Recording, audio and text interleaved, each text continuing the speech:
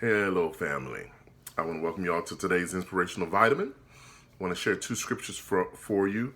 One it comes from Mark 6, the other comes from Mark 8. Mark 6, verse 35 says, "By this time it was late in the day, so his disciples came to him. This is a remote place," they said, "and it's already very late. Send the people away so that they can go to the surrounding countryside and villages and buy themselves something to eat." But Jesus answered, "You give them something to eat." They said to him, "That would be more than half a year's wages. Are we to go and spend that much on bread and give it to them to eat?" "How many loaves do you have?" he asked. "Go and see." When they found out, they said, "5 and 2 fish."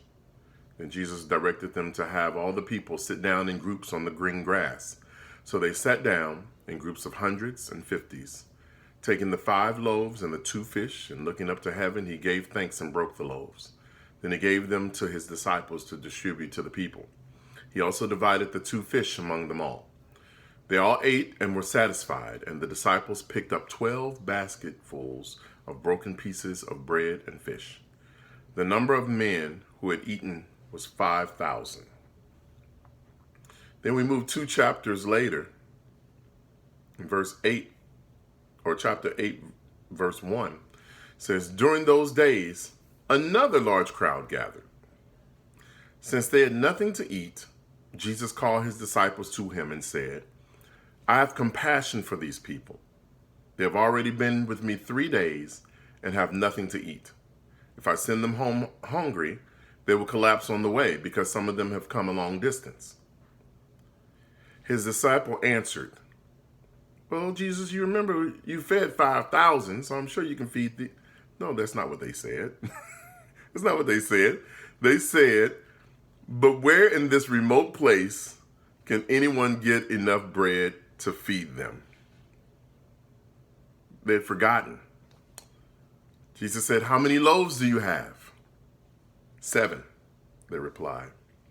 He told the crowd to sit down on the ground. When he had taken the 7 loaves and given thanks, he broke them and gave them to his disciples to distribute to the people, and they did so.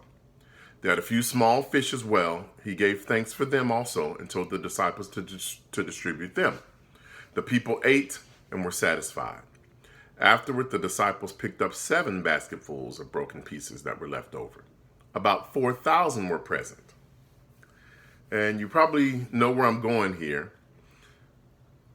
The first time it happened, everybody's shocked.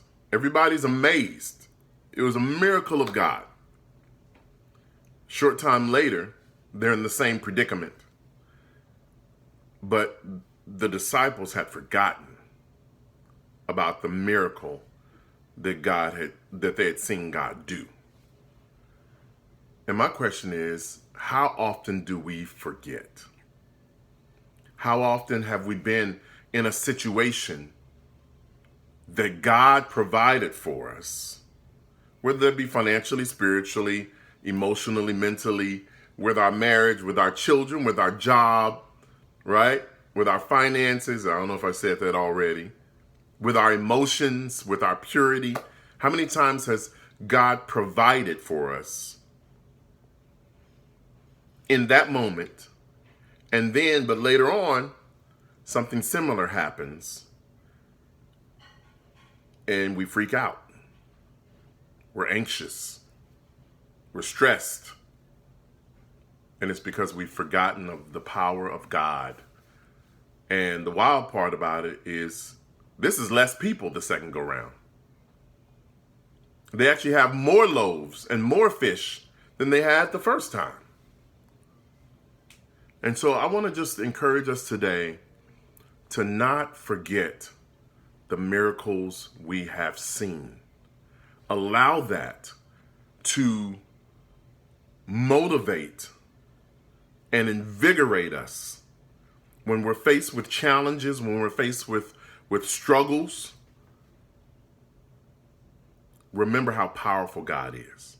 Remember the miracle. Remember in that impossible prayer that you wrote down and he answered it. What's to stop him from answering this other impossible prayer? God will do immeasurably more than we ask or imagine. That's his promise. I say let's hold him to it and just remember these miracles and keep going to God. Have a great weekend.